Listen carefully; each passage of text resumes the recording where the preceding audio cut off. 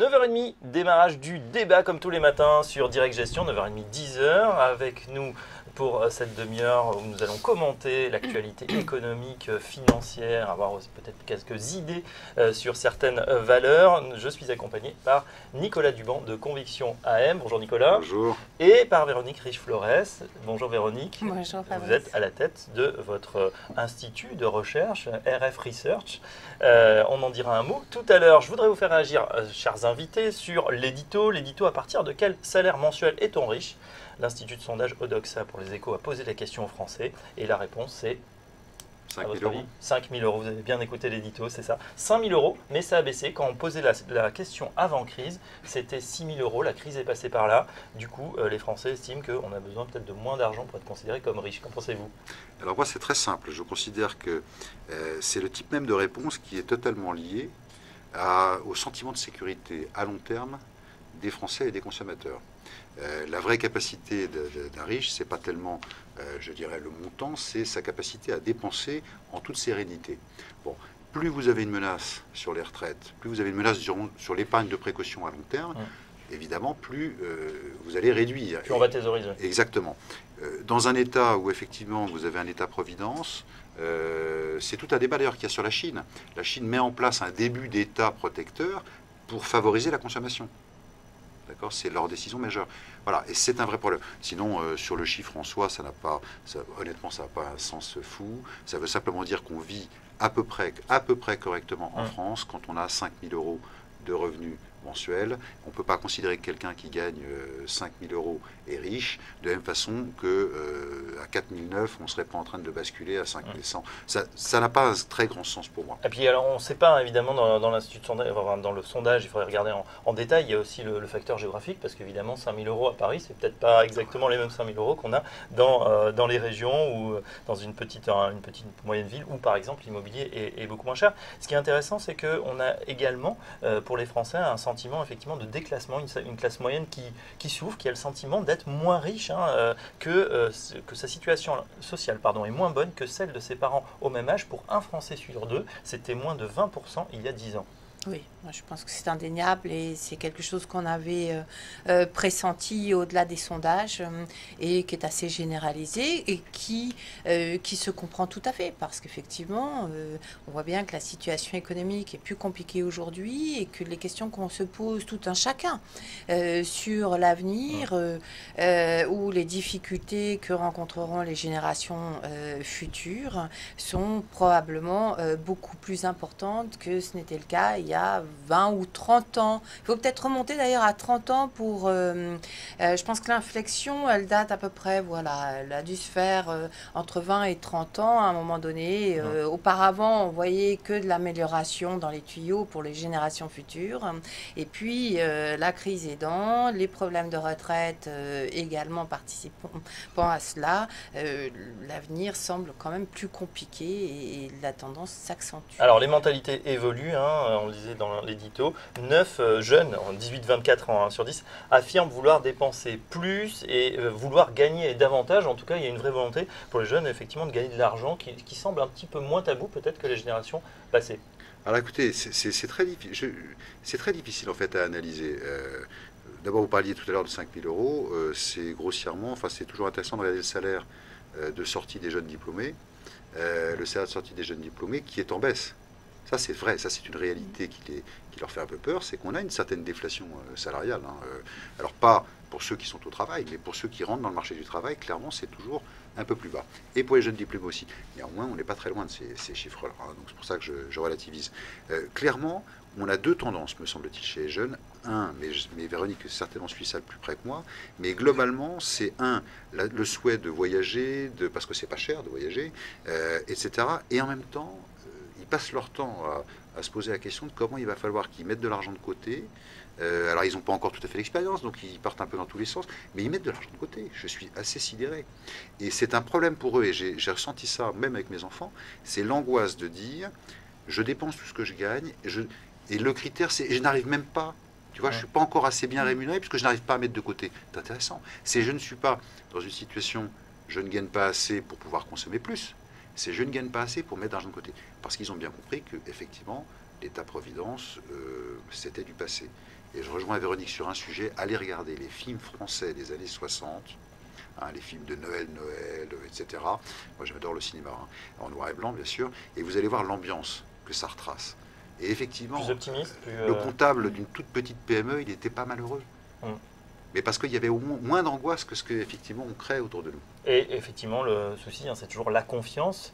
Les chiffres montrent quand même qu'on est toujours dans un pays, et on avait un gérant qui nous disait hypochondriaque, c'est-à-dire qu'on a tendance à avoir un peu la vie en noir pour le coup. Et cette confiance, elle est quand même essentielle pour la croissance, pour l'économie, pour le dynamisme. Aujourd'hui, on en manque un petit peu. Oui, c'est un peu chronique en France. Alors, ceci dit, moi, je serais un tout petit peu plus positive sur les jeunes. Parce que là, j'ai l'impression qu'il y a quand même une nouvelle génération. On parlait de frilosité ou de recherche pour bien gagner sa vie. Qu'est-ce qu'on voit effectivement? C'est d'autres sondages que j'ai entendus il y a plusieurs mois maintenant. Mais par exemple, la proportion de jeunes qui ambitionnent d'être fonctionnaires. On nous disait jusqu'à il y a peu de temps, cette proportion était astronomique. C'était plus de 50%, je crois. Enfin, je ne veux pas dire de bêtises, mais il me semble que c'était vraiment... ça dépassait en tout cas tout ce qu'on pouvait imaginer. Qui aujourd'hui semble avoir considérablement baissé.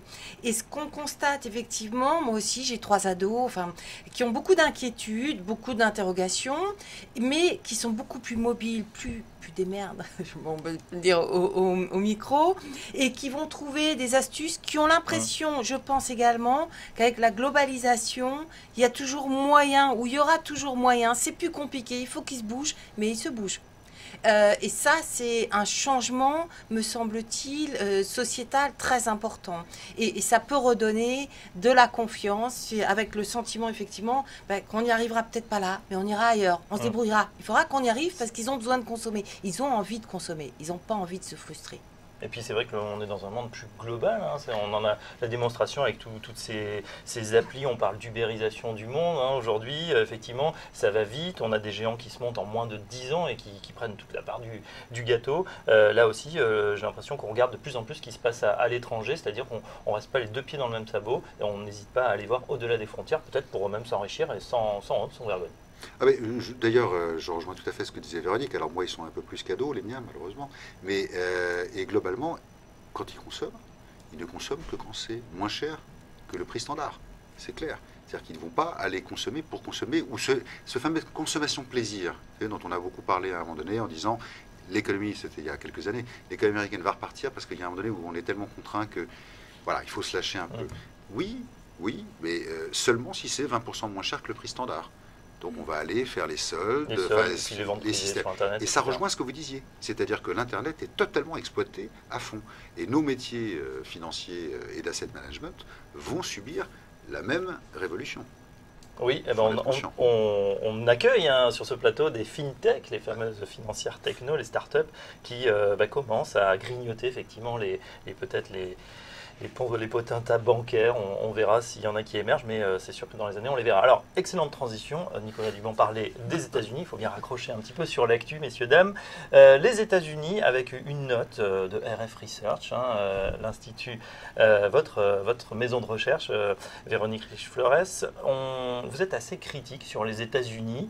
Ils consommaient beaucoup, c'est vrai, 103% avant crise de leur salaire. Et là, effectivement, ils commencent à épargner. On a le sentiment peut-être d'une certaine européanisation des États-Unis. La crise, là aussi, est passée par là. Le terme est bien choisi, je ne l'ai pas utilisé dans cette note, mais il se trouve que je l'avais utilisé il y a 2-3 ans.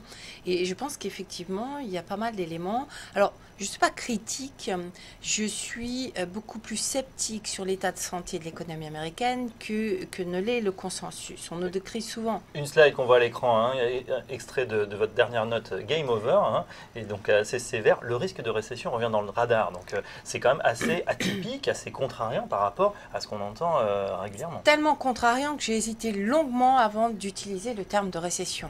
Parce qu'effectivement, je savais que ça allait choquer. Pourquoi? Parce que d'abord, ce cycle est déjà long.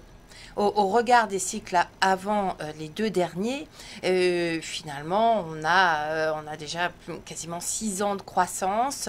Ça fait normalement un cycle entier. Alors, les deux derniers étaient exceptionnels. Pourquoi ? Parce qu'on avait des gains de productivité extraordinairement élevés et un cycle d'investissement extrêmement dynamique qui a prolongé le cycle et fait beaucoup d'emplois et beaucoup de crédits également. Là, on a un cycle qui se caractérise depuis 3 ans par une absence quasi totale de gains de productivité. Très peu d'investissement, et ça va de pair. Et aujourd'hui, la productivité décline. Quand la productivité décline, ça veut dire que la capacité des entreprises à absorber leurs coûts se réduit. Donc si vous avez en même temps un tout petit peu d'augmentation de salaire, parce que là, pour le coup, c'est vraiment très, très léger, mais mécaniquement, ça fait une augmentation du coût salarial unitaire qui, alors de deux choses l'une, soit les entreprises répercutent dans leur prix de vente la hausse de leurs coûts. C'est dans un environnement normal, c'est ce qui se produit en fin de cycle, donc on monte les taux très vite pour éviter l'inflation. Soit elles ne le peuvent pas parce que la situation est plus compliquée, parce que le dollar est relativement cher, et dans ce cas, elles prennent sur leur marge. Voilà. Et Vous cette dites, baisse soit des c'est un marges, signe de bonne santé, d'inflation, de baisse des marges. et baisse des marges, à mon avis, c'est ce qui est dans le tuyau, qui risque effectivement d'affaiblir davantage et l'investissement, et donc de fragiliser la reprise de l'emploi. D'où cette fragilité qui est également due à des distorsions exceptionnelles entre les États et les situations économiques respectives du différents secteurs. Donc, si la Fed remonte ses taux, je pense qu'elle prend un risque, effectivement, que ne mesurent pas bien les marchés aujourd'hui. Alors, la Fed, on pense quand même maintenant, Janet Yellen a balisé le terrain. Va-t-elle relever ses taux? Combien de fois? De combien de pourcents? Est-ce que c'est une donnée qui vous semble fondamentale pour la suite du marché, aux Américains bien sûr, mais avec des répercussions sur le marché européen? Alors moi je vais vous dire, ce qui est fondamental, c'est ce que vient de dire Véronique. L'interrogation qu'elle pose, parce qu'on ne peut jamais avoir de certitude, mais l'interrogation fondée quand même sur des éléments forts est absolument essentielle. C'est probablement ce qui nous fait favoriser l'Europe, qui aujourd'hui est plus favorable, et ce qui moi m'interpelle sur la parité dollar-euro.